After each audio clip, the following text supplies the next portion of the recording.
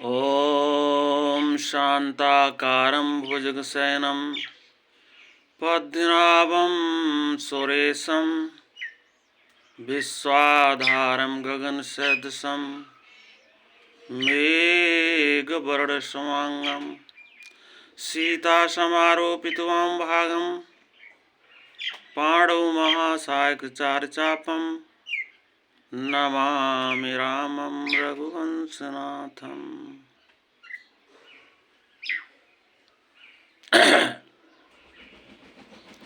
आदरणीय उपस्थित मानव स्वरूप में पढ़त देवताओं, भाइयों, जीव ईश्वर में भेद डालने वाली यदि कोई वस्तु है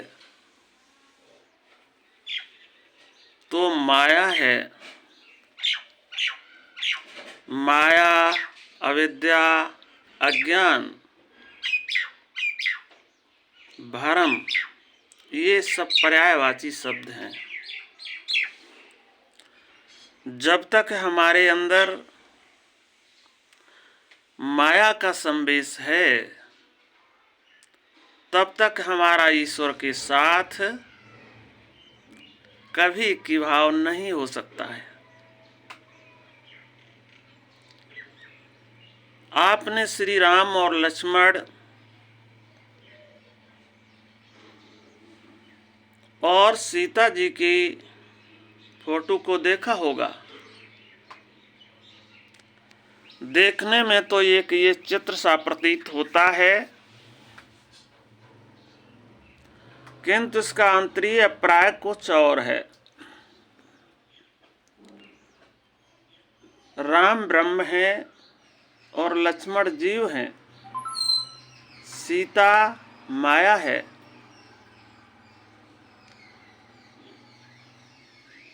लक्ष्मण चाहते हैं कि मैं राम के साथ एक हो जाऊं,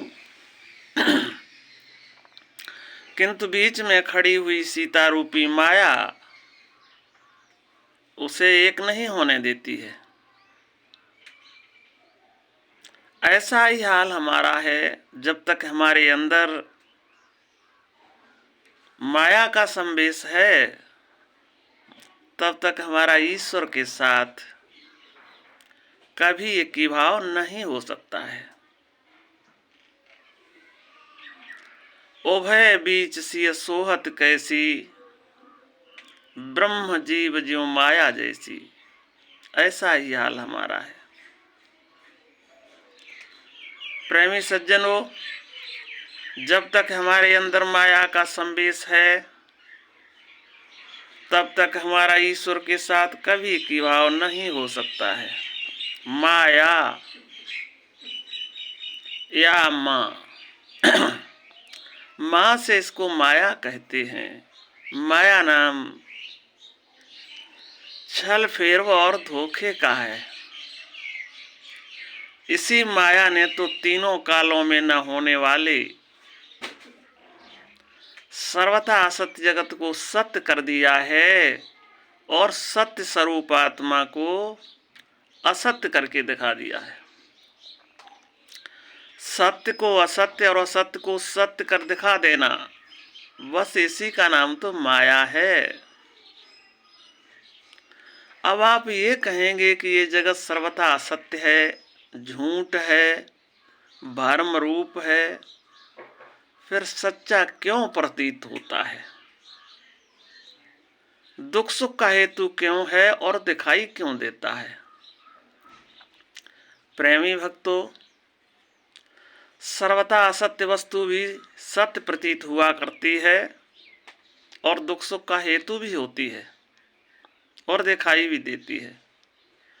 सपने के पदार्थ सर्वथा असत्य हैं, झूठ हैं, किंतु ये सत्य प्रतीत होते हैं और दुख सुख का हेतु भी होते हैं। जागृत में रस्सी में सर्फ सर्वथा असत्य है, झूठ है, भ्रम रूप है और सच्चा प्रतीत होता है और दुख सुख का हेतु भी होता है और दिखाई भी देता है। ये बात किसी से छिपी हुई नहीं है। एक लाला सीताराम जी कई 45 वर्ष के आय के थे। उनके एक धर्म पत्नी और पुष्पा नाम की लड़की थी। दीपावली के दिन थे। इन दिनों में लड़कियां गेरू भिगो करके अपने दीवारों पर चित्रकारी किया करती हैं। सीताराम की लड़की ने भी एक लोटा में गेरू भिगो रखा और पड़ोस में कहीं खेलने के लिए चली गई। सीताराम जी जब 6 बजे दफ्तर से लौट करके आए तो उन्होंने वो गेरू वाला लोटा उठा करके पाखाने चले गए। जब उस पानी से सफाई कर चुके और अकस्मात उनकी दृष्टि नीचे को पड़ी तो मालूम हुआ कि समस्त टट्टी में लोहू भरा पड़ा है। आहो, आज तो हमारे अंदर से इतना खून खारिज हो गया है, ऐसा जैसे ही देखा वैसे ही दिल धड़कने लगा। जैसे तैसे हाथ साफ किए और कांपते हुए चारपाई पर लेट गए। धर्मपत्नी के पूछने पर बोले, पुष्पा की माता, क्या बतलाऊं, आज हमारे अंदर से इतना खून निकला है कि कहा नहीं जाता है। मेरा शरीर शीतल सा होता जा रहा है। धर्मपत्नी दौड़ी दौड़ी डॉक्टर के पास गई और डॉक्टर साहब को बुला लाई। डॉक्टर साहब ने देखा तो नब्ज घटती जा रही है। चेहरे का रंग पीला पड़ गया है। अभी डॉक्टर साहब कुछ दवाई देने ही वाले थे, तब तक पुष्पा कहीं से खेल कूद करके आ जाती है।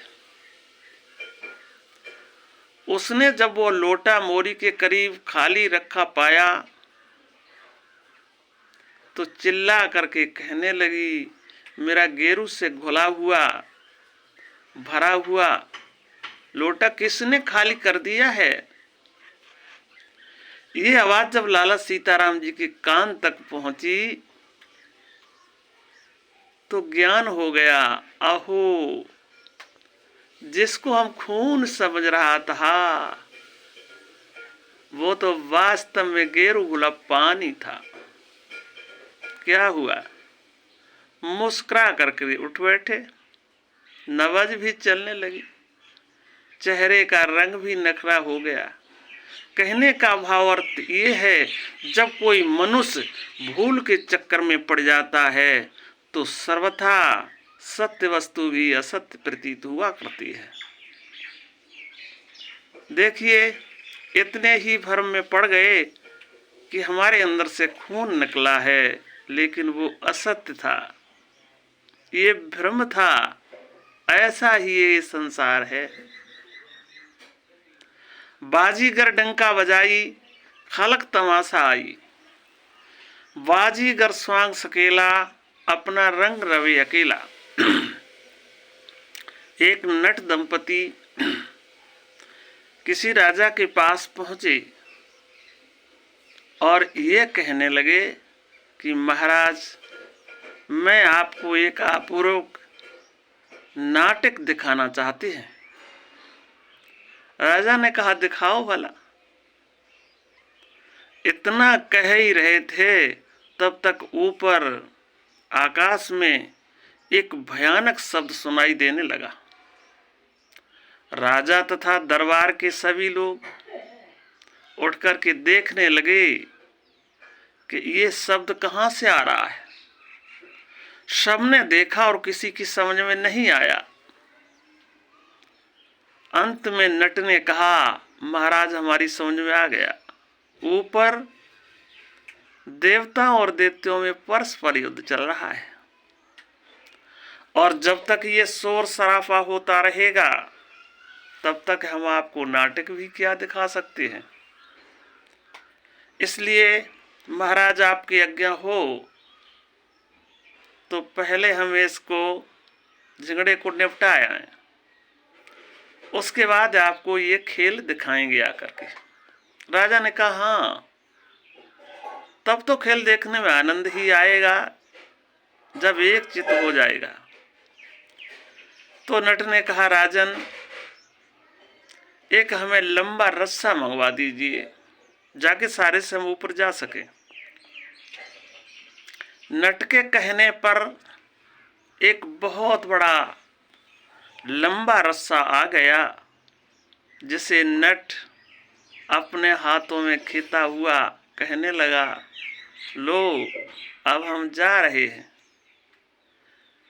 किंतु राजा साहब, हमारे जाने पर हमारी नटनी को अपने घर में न रख लेना। सभी लोग हंसने लगे, कहने लगे, अरे नट तू ये क्या कहता है? क्या राजा साहब के रानियों की कमी है जो तेरी नटनी को राजा साहब अपने घर में रख लेंगे? नट ने कहा हाँ, ये बात तो हम भी जानते हैं कि राजा साहब के रानियों की कमी नहीं है, किंतु कहना मेरा कर्तव्य है। क्यों कि हमारे पास तो केवल एक यही सहारा है। सबने समझाया कि तुम किसी बात की चिंता न करो, जब तक लौट करके नहीं आओगे तब तक इसकी हर प्रकार की रक्षा की जाएगी। क्या हुआ? नट ने रस्सा का पन्ना एक तो अपने हाथ में रखा और दूसरे पन्ने को जोर से ऊपर फेंक दिया। वो जाकर के आकाश में स्थित हो गया। नट उसी रस्से के सारे से ऊपर चढ़ गया और सबकी नजरों से लोप हो गया। क्या हुआ?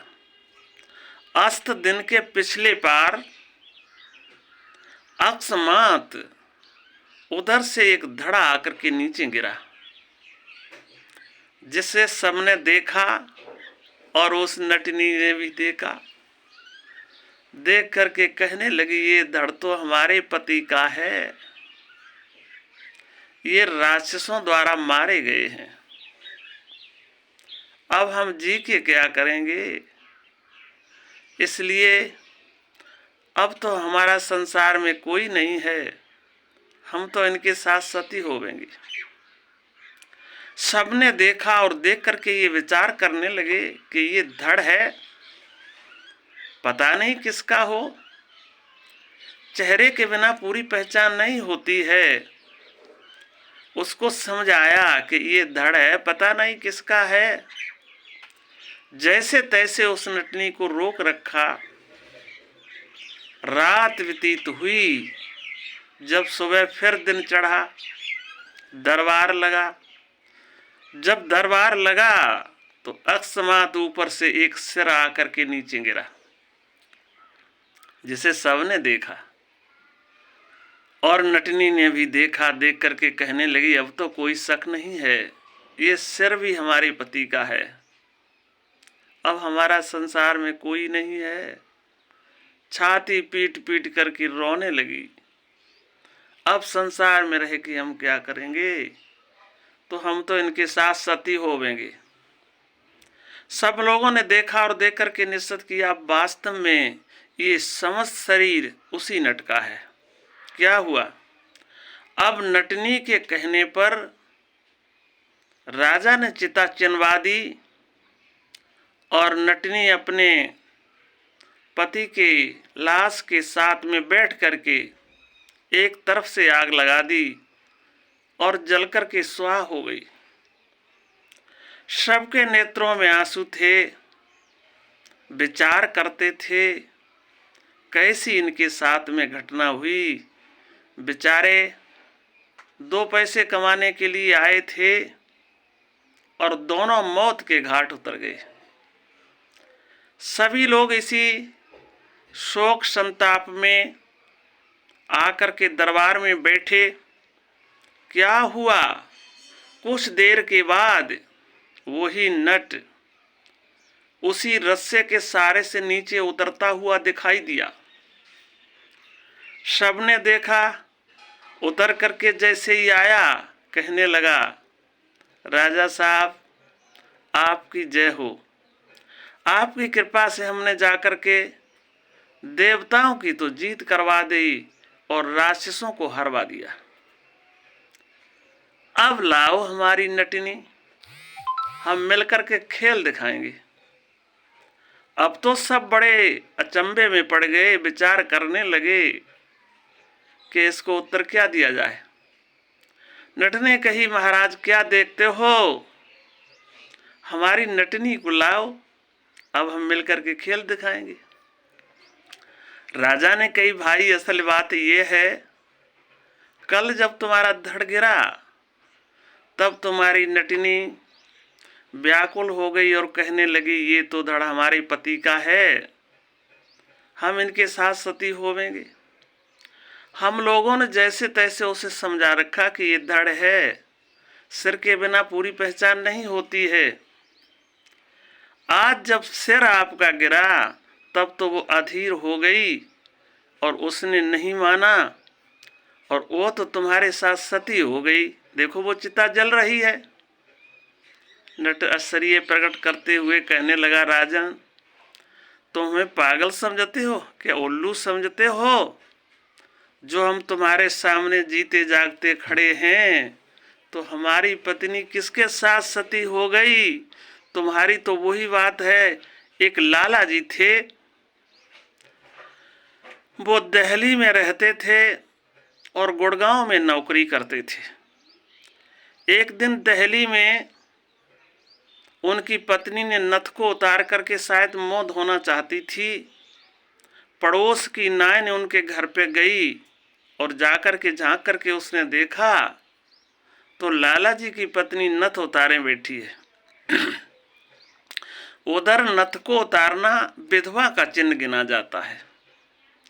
नाय ने उल्टे पाए लौट करके घर पे आई और अपने पति से कहा, गुलब्बो के पापा तुम्हें कुछ पता है कि क्या फला लाला गुड़गांव में नौकरी करते हैं, उनकी पत्नी यहाँ विधवा हो गई, तुम जाकर के उन्हें पता करो।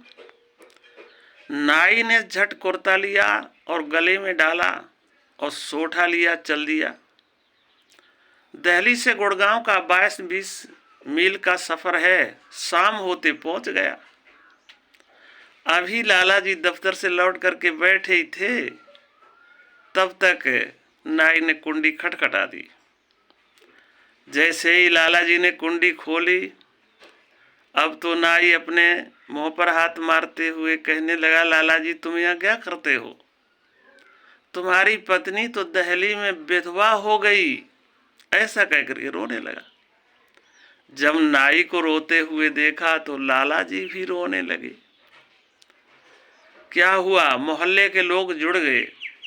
सब लोगों ने कही, अरे लाला जी क्या गजब हो गया है जो आप इस प्रकार रो रहे हो? अरे हमारी पत्नी दिल्ली में विधवा हो गई। लोगों ने कही, अरे लाला जी तुम कैसी बात करते हो? भगवान की कृपा से तुम जीते जागते हो, तो तुम्हारी पत्नी विधवा कैसे हो सकती है? तुम्हारे रहते हुए तुम्हारी पत्नी विधवा नहीं हो सकती है। लाला जी ने कहा, अजय बताओ, ये नाई हमारे घर से चल कर के आया है, हम इसकी बात माने कि तुम्हारी? लोगों ने फिर समझाया कि नहीं नहीं, तुम्हारे रहते हुए तुम्हारी पत्नी विधवा नहीं हो सकती है। लाला जी ने कहा, हम बने रहे और हमारी एक बहन विधवा हो गई, हमारी माँ विधवा हो गई और पड़ोस में एक स्त्री विधवा हो गई, तो क्या हमारे जीते जीते हमारी पत्नी विधवा नहीं हो सकती है? सभी लोग हंसने लगे। नट ने कहा, राजन तुम हमें उन लाला जी की तरह तो नहीं मानते हो। हम तुम्हारे सामने जीते जागते खड़े हैं और तुम कहते हो कि तुम्हारी पत्नी तो तुम्हारे साथ सती हो गई है। अरे हम पहले ही कह गए थे कि हमारे जाने पर हमारी पत्नी को तुम अपने घर में न रख लेना। राजा ने कही, भाई हमने तुम्हारी नटनी को घर में नहीं रखा है। नट ने कही, यदि हमारी नटनी तुम्हारे घर से निकल आए तो? राजा ने कही, 10,000 रुपये देंगे। नट झट से राजा के दरवाजे पर गया और कुंडी खटखटाई। वह नट कहने लगा, ओ रंपो की माँ। वैसे ही वो नटनी भागती हुई आती है और किवाड़ खोल करके और नट की भुजा से लग गई। अच्छा हुआ जो तुम आ गए, हमारा धर्म बच गया, नहीं तो राजा साहब ने अपने घर में रख लिया था। नट अपनी नटनी को भुजा से पकड़ करके दरबार में लाया और कहने लगा, राजा साहब आपकी जय हो, हमारा खेल खत्म हो गया, अब हमें इनाम दीजिए। राजा ने 10,000 रुपये इनाम दे दिए। नट जिसे राम को मनाता हुआ अपने घर के लिए चला गया। प्यारे भक्तों, ये एक साधारण नट था जिसकी माया में ये शक्ति है कि झूठ को सच्चा करके दिखा सकता है। फिर वह नटों के नट भगवान की माया सर्वथा असत्य जगत और सत्य स्वरूप वहाँ से दुख सुख का हेतु भी हो, तो इसमें अचंबा क्या है। इसी प्रकार भगवान की माया नाना रूप में प्रकट होकर के जीवों को मोहित कर रही है। किसी को स्त्री के रूप में, किसी को पुत्र के रूप में, किसी को हुस्न जवानी के रूप में, किसी को मान प्रतिष्ठा के रूप में। इस प्रकार इस माया में फंसा हुआ मनुष्य इस संसार चक्र में घूम रहा है। तुलसी माया नाथ की घट बिच आन अड़ी, और किस किस को समझाइए कुएं भांग पड़ी। भगवान कृष्ण ने स्वयं अपने मुखारबिंद से कहा, देवस्य गुणमयी मम माया दुरत्या, मवे वे प्रधानते माया मेता त्रांतते। मेरी अद्भुत अलौकिक त्रिगुणमयी योग माया बड़ी दुस्तार है। जो मनुष्य मेरा निरंतर भजन करता है वो इस माया का उल्लंघन कर जाता है, अर्थात संसार सागर से तर जाता है। तो शाम समुद्रात मृत्यु संसार सागरात, भमाम निच रात पारत मया भी सचेसम। इसलिए मनुष्य को मेरा भजन करना चाहिए। जो मेरा भजन करता है, मैं इस मृत रूप संसार से उसका उद्धार करने वाला होता हूँ। मानव को सब जग भजे, माया को सब जग भजे, माधव को भजे न कोय, जो कोई माधव भजे तो माया चेदी हो। इसलिए भाइयों, ये संसार तो ऐसा ही है, मायामय है, और इस मायामय में अपने को भूल करके मनुष्य पतन कर लेता है। ये तो माया, ये छाया की तरह है, आज है और कल नहीं रहेगी, कुछ नहीं रहेगा। तुम संसार से चले जाओगे, ये संसार भी ऐसा ही रहेगा, लेकिन इस माया में फंस के अपना पतन हो जाता है। इसलिए हर मनुष्य को अपने की पहचान करके और भगवान का भजन करके अपना उद्धार करना चाहिए। इसके बाद हम अपनी वाणी को विराम देते हैं। ओम शांति शांति शांति शांति।